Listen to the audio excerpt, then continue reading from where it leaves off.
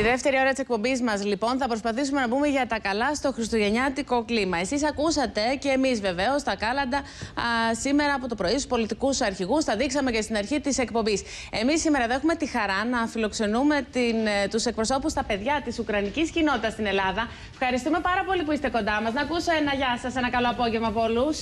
Γεια σας. Έχω μια ερώτηση. Χρόνια πολλά. Με συγχωρείτε, έχω μια ερώτηση. Ο χάρος γιατί είναι πάνω από το κεφάλι μου χριστουγεννιάτικα? Πού κολλάει ο χάρος? Δηλαδή, τι ουκρανικό έθιμο είναι αυτό? Πώς λέμε χαρούμενα Χριστούγεννα, κυρία μου? Ζερτβόμ Χριστόβμ. Καλά το είπα? Λοιπόν, Ζερτβόμ Χριστόβμ, χάρη μου. Γιατί είσαι πάνω από το κεφάλι μου? Κάτσε να σου φτιάξουμε εμείς τη διάθεση τώρα, Κωνσταντίνε. Λοιπόν, τη διάθεση, σας παρακαλώ. Πάμε να σας ακούσουμε. Πώς είναι το όνομά σου? Μαριάννα. Χρόνια πολλά. Ευχαριστώ. Και επίσης. Είσαι χαρούμενη που είσαι εδώ σήμερα και θα μας πεις τα κάλαντα? Ναι. Έχεις καθόλου άγχος? Όχι, εντάξει. Πολύ άνετη σε βλέπω. Εσένα το όνομά σου? Μαρία Νικολέτα. Και? Έχω λίγο άγχος βέβαια. Να σας ακούσουμε και να τα πούμε μετά. Τι λέτε? Ναι, για πάμε να σας απολαύσουμε. Πρέπει να κάνω αυτό εγώ. Κάτσε μια στιγμή. Εσύ ποιος είσαι, ο Μελχιόρ, ο Κασπάσαρ? Πάμε, έτοιμοι. Έτοιμοι να σας ακούσουμε. Για τον Ουκρανικό λαό, τα Χριστούγεννα είναι η πιο σημαντική οικογενειακή γιορτή του έτους. Γιορτάζονται πανηγυρικά και τηρούνται αρχαία έθιμα που έχουν έρθει από πολύ παλιά. Οι ουκρανικές εορταστικές εκδηλώσεις αρχίζουν με την γιορτή του Αγίου Νικόλαου στις 19 Δεκεμβρίου. Αυτή τη μέρα τα παιδιά θα παραλάβουν δώρα από τον Άγιο, τον προστάτη τους.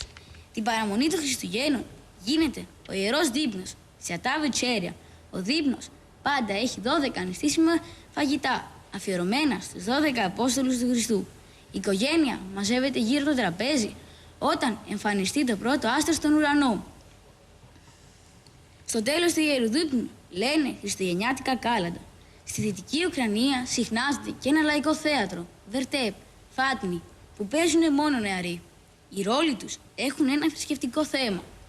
Το έργο παρουσιάζει τον Βοσκό, τους τρεις μάγους, το βασιλιά Ηρώδη, το διάβολο και το θάνατο. Την πρώτη μέρα των Χριστουγέννων η οικογένεια πηγαίνει στην εκκλησία και μετά συνεχίζονται οι γιορτές Πρωτοχρονιάς, Μπαλάνκα και Σέντριβέτσερ και τελειώνουν με τη γιορτή Βοντοχρέστια, Θεοφάνεια. Καταπληκτικά. Μπράβο. Έβγε. Τελικά εσύ ποιος είσαι, ο Μελχιόρ, ο Γκασπάλιο ή ο Βαλτάσαρ? Ποιος από τους τρεις μάγους? Έχετε πει ποιος είναι ποιος? Όχι. Δεν έχουν και μικρόφωνο, Κωνσταντίνε. Λοιπόν, πάμε να σας ακούσουμε.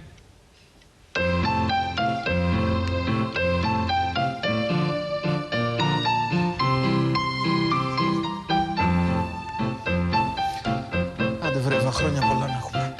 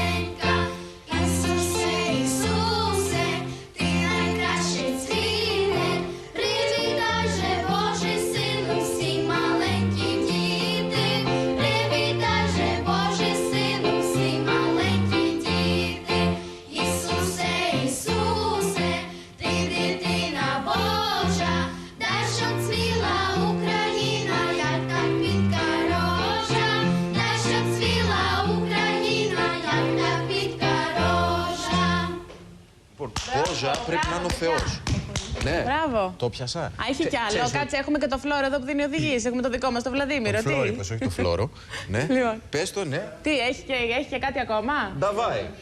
Για να ακούσουμε. Μπορεί να λιγοστεύσανε εφέτος τα λεφτά μας, μα έχουμε ακόμα άθικτα τα πλούτη στην καρδιά μας. Εύχομαι τα Χριστούγεννα υγεία να μας φέρουν και ελπίδα και όνειρα πολλά σε όσους υποφέρουν. Και ο νέος χρόνος που θα έρθει να φέρει ωραία δώρα για να είναι το μέλλον που θα έρθει καλύτερα από το τώρα. Ουκραΐνσκα Μαντινάδοβα. Αυτό είναι, μπράβο. Εξαιρετικό. Μπράβο. Λοιπόν, θα κλείσουμε ένα τραγούδι, να καλωσορίσουμε κοντά μας, να την γνωρίσουμε και την Ρωμάνα Λομπάτς, εκπρόσωπο της Ουκρανικής Πρεσβείας. Γεια σας. Συγχαρητήρια καταρχήν, πάρα πολύ έτσι. Ευχαριστούμε πολύ. Ωραία νότα. Μας δώσετε μια διαφορετική νότα σήμερα. Μιλήστε μας λίγο, για πες. Εκμυστηρευτώ κάτι. Το επίθετό μου είναι όνομα στην Ουκρανία. Μπόγταν. Ναι. Ο εθνικός του ήρωας λέγεται Μπόγταν Χμελνίτσκι. Χμελνίτσκι. Έτσι ακριβώς. Μιλήστε μας λίγο για την κατάσταση τώρα στη χώρα σας. Γενικά η κατάσταση έχει καλυτερεύσει τα τελευταία χρόνια. Δηλαδή, παλιά ήταν πολύ χειρότερα τα πράγματα. Τώρα, μετά την Πρωτοκαλή Επανάσταση, γενικά η Ουκρανία είναι μια χώρα που μπορεί να ζήσει ο καθένας πάνω κάτω άνετα. Βέβαια, είναι πολύ αστείο γιατί στην Ουκρανία τώρα μιλάνε για την κρίση που έχει η Ελλάδα. Αλλά στην Ουκρανία δεν είναι πολύ καλύτερα τα πράγματα. Πάντως, είναι μια χώρα πολύ όμορφη, πράσινη. Έχει έναν πολύ μεγάλο πολιτισμό, μια μεγάλη ιστορία. Είναι μια φιλόξενη χώρα. Εσείς πώς βιώνετε, ζείτε στην Ελλάδα, πώς βιώνετε τώρα την οικονομική κρίση εδώ, την δυσκολία αυτή που διανύουμε τα τελευταία χρόνια? Υπάρχει μια δυσκολία. Τον τελευταίο χρόνο βέβαια έχει γίνει πιο εμφανή σε όλους μας. Προσπαθούμε, δεν ξέρουμε. Εμείς βέβαια έχουμε και μια δεύτερη επιλογή. Μπορούμε να γυρίσουμε πίσω, μπορούμε να μείνουμε εδώ. Έχουμε δύο πατρίδες. Να σας ευχαριστήσουμε πάρα πολύ που ήσασταν κοντά μας, αλλά θέλω, Κωνσταντίνε, να κλείσουμε με τα παιδιά και τη χοροδία. Να σας ευχαριστήσουμε πάρα πολύ, να σας ευχηθούμε χρόνια πολλά και να κλείσουμε με ένα ωραίο τελευταίο τραγούδι από εσάς.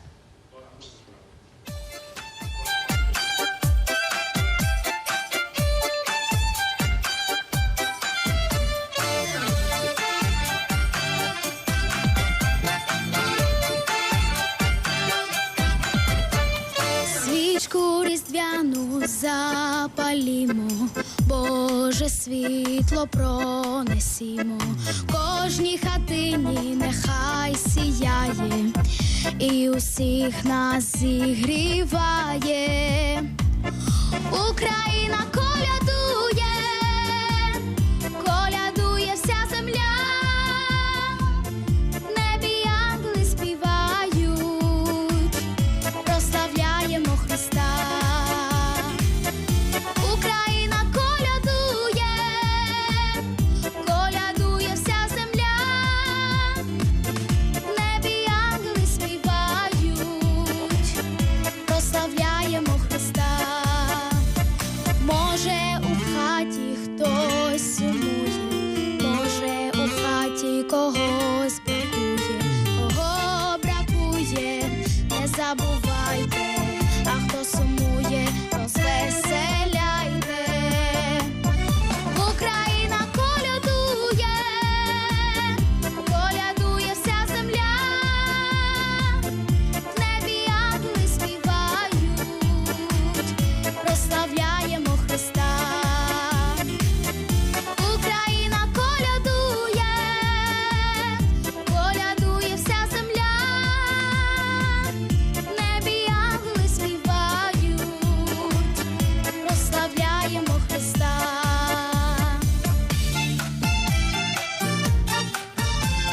Ευχαριστούμε πάρα πολύ. Σας ευχαριστούμε πάρα πολύ. Χρόνια πολλά και του χρόνου. Σας ευχαριστούμε πολύ. Ένα χειροκρότημα στα παιδιά. Παρακαλώ. Έτσι, μπράβο, χειροκροτήστε όλοι. Ευχαριστούμε. Λοιπόν, Έτσι είναι για Eurovision είστε. Χρόνια πολλά σε όλους, από όπου και αν είμαστε, από ποια χώρα, όπως και αν νιώθουμε, ό,τι και αν πιστεύουμε. Χρόνια πολλά σε όλους τους ανθρώπους και του χρόνου να είμαστε καλά, με υγεία.